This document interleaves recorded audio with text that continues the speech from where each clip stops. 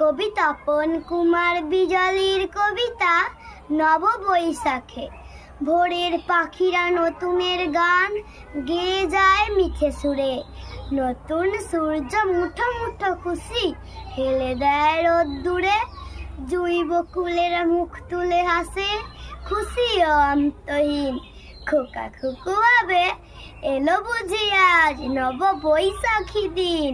চড়কের মেলা হলো অবসান, গোষ্ঠেও মেতে উঠি। মন যেন আজ শোনে না বারণ, খুশিতেই লুটোপুটি। দূরে বাউলের মন কাড়া সুর, রবির পরশ মাখা। বর্ষ বরণে মাটি সব্বাই, দু চোখে স্বপ্ন আঁকা। নতুন বছরে মুছে যাক ক্ষত, কাটুক মনের ঝড়। আলোর পথের পাক সন্ধান, দিশাহীন অন্তর।